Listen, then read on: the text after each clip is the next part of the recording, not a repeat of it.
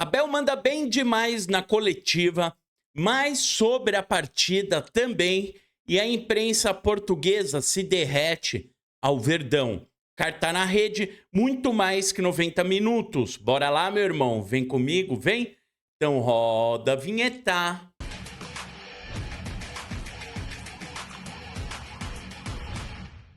Dale, dale, dale, porcada. Como vocês estão, rapaziada? Eu tô muito bem e é com muita palestrinidade que a gente vem para mais um vídeo. Rapaziada, obrigado aqui pela sua presença, seu like.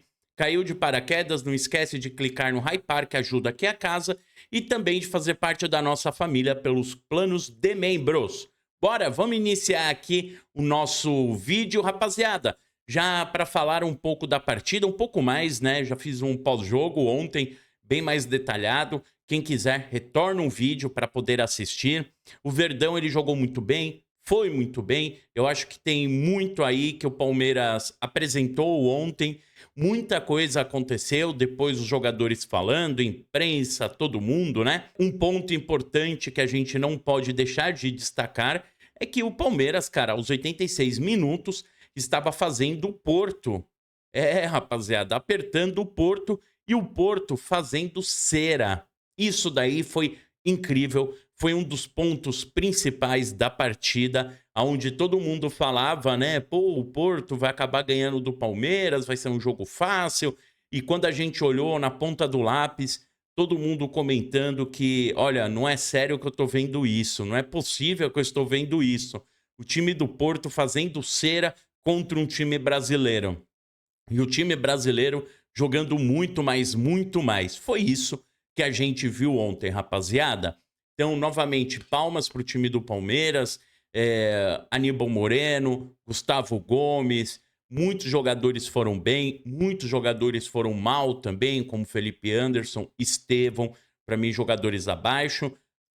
Vitor Roque, um jogador que eu acho que ele foi bem, apesar de não fazer o gol, deu uma grande mobilidade. A diferença dele e do Flaco Lopes, querendo ou não, né, apesar dele não estar fazendo o gol, não estar marcando, balançando as redes, é gritante, porque ele se movimenta, ele corre, ele acaba entregando um pouco mais que o próprio Flaco Lopes. E isso daí gera, né, um pouco mais de ação ali no ataque do Palmeiras, aonde, querendo ou não, acaba cansando também a defesa do Porto. Agora a imprensa portuguesa se derretendo ao Palmeiras. Bora, vamos lá. Palmeiras que quis tomar conta da partida, que teve muito mais tempo em meio campo contrário, que agora, na última meia hora da partida, encostou praticamente o Futebol Clube do Porto à sua área.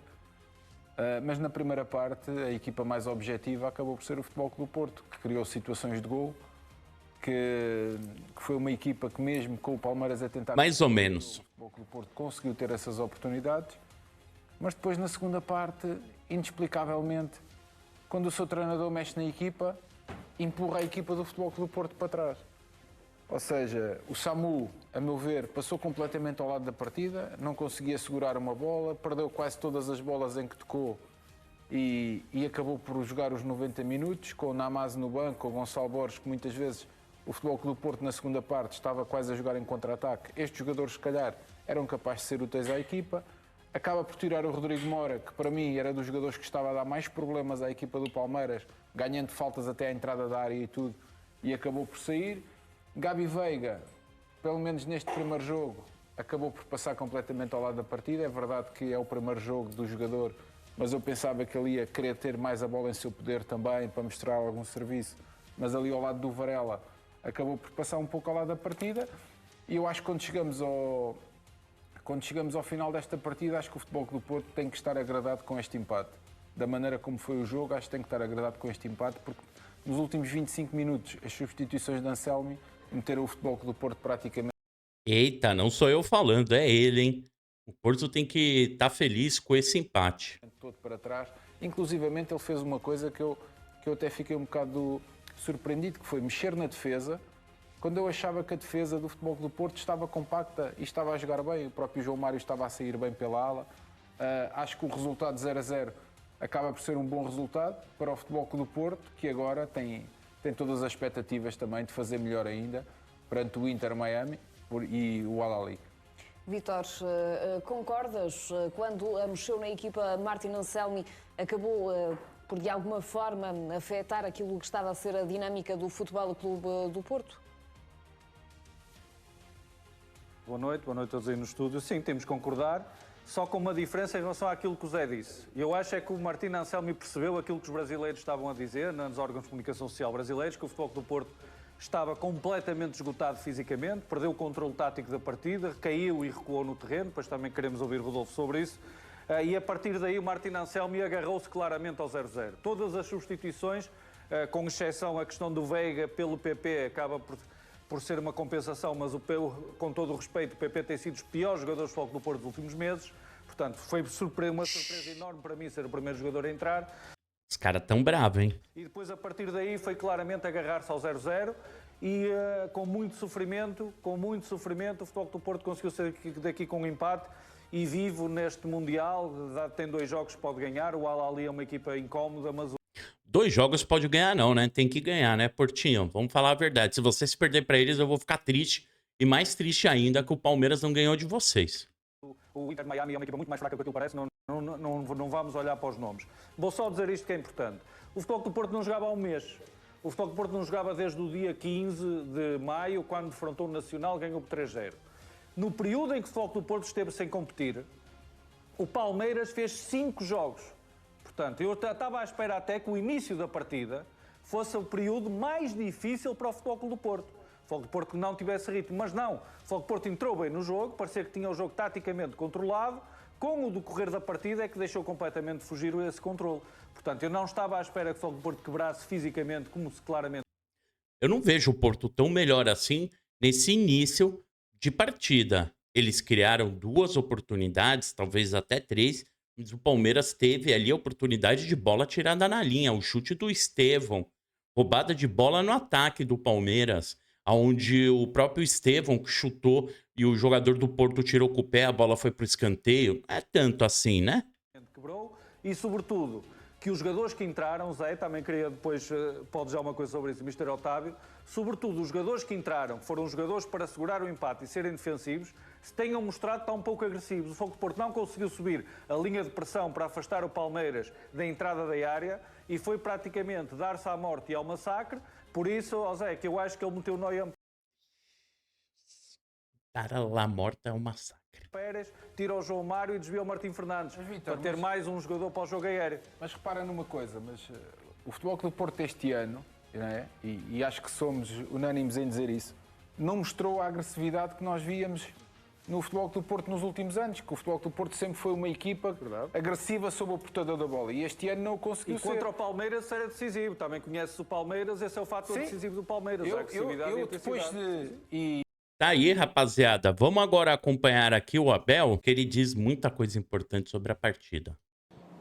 Olha, como é que eu tenho de explicar? Nós no futebol, eu nunca tenho a certeza quando vou para um jogo se vamos ganhar. Não sei o que é que vai acontecer no final. O que os meus jogadores têm que saber é a certeza daquilo que nós temos que fazer. Depois o goleiro pode defender, a bola pode bater no jogador que estava em cima da linha. Enfim, nós criamos, nós conseguimos criar dificuldade ao Futebol Clube Porto. O Porto também teve 1 ou 2 oportunidades de golo, podia ter feito também o golo, e às vezes acontece, nem sempre a equipa que mais cria, que mais está em cima do adversário, que mais os condiciona, porque defender também é uma arte. Eu sei que claro que nós queremos estar sempre com a bola, queremos empurrar, queria eu estar os 90 minutos, como foram aqueles últimos 15, mas não é assim que funciona. Do outro lado também está uma equipa competente, com jogadores competentes, com um treinador competente, com uma equipa à nossa semelhança também muito jovem. Nós somos uma equipa, eu não sei qual das duas era mais jovem, mas nós somos uma equipa jovem, o nosso frente de ataque é muito jovem. Acho que foi um jogo bem competitivo, agora o resultado não foi o que nós queríamos, mas temos que continuar, foi pena, mas como te disse, fomos capazes de impor o nosso jogo do primeiro e do segundo, pena foi que não conseguíssemos ultrapassar aquela barreira amarela que estava entre os 2 postes e nós não conseguimos. Isso é verdade, o goleiro do Porto, ele defendeu muito, cara, e era o goleiro reserva. Pelo amor, que sacanagem com o Verdão, hein? Para mim, treinar uma equipa de futebol é como andar de bicicleta. É só não parar de pedalar. É muito se estiver a descer, porque às vezes nós em 3 oportunidades fazemos 3 golos, porque já aconteceu, e agora tivemos 3 ou 4 ou 5 e não conseguimos fazer, é continuar a pedalar, é só não parar de pedalar. Às vezes está a descer e é mais fácil, não é? Porque as bolas parece que entram todas, outras vezes está a subir e nós temos que continuar a pedalar, é continuar a treinar, melhorar os nossos jogadores, esperar que nos próximos jogos estejamos mais eficientes, porque deixem dizer-vos isto e quando ganhamos, ganhamos todos, e quando perdemos, perde o treinador. A capacidade que o treinador tem de influenciar os jogadores é em 2 formas, em 2 partes. Na parte tática, né? Na parte tática, a organização da equipa, como é que vamos pressionar, onde é que vamos pressionar, timing de pressionar. A parte tática da responsabilidade do treinador. A parte mental, ou seja, criar uma mentalidade vencedora, um espírito competitivo interno. Agora, as decisões, se passa para a direita, se passa para a esquerda, se o Maurício, em vez de estar rasteiro, se está-se para o ar, não, isto são dos jogadores. E os jogadores são bons. Estou a falar de Maurício, estou a poder falar do Estevão, que recuperámos uma bola dentro da área. Não sei quem cruzou para trás e o Estevão estou fora, que ela podia ter entrado dentro. Não sou eu que lhe vou dizer, são decisões dele, as decisões pertencem aos jogadores. E outra, o jogo há de sempre pertencer aos jogadores, não é ao treinador. Os treinadores, sim, podem dar as coordenadas, sim, organizam uma equipa, sim, criam um espírito competitivo e uma mentalidade vencedora, sim, têm que ser exigentes e rigorosos, mas no fundo, o futebol sempre pertenceu e sempre há de pertencer aos verdadeiros protagonistas, que são os jogadores, porque são eles que decidem quando cruzam, quando passam, quando driblam ou quando chutam a bola para fora. Não são os treinadores. É real isso, rapaziada. É real e eu concordo ali com o Abel. A gente vê que são decisões, né?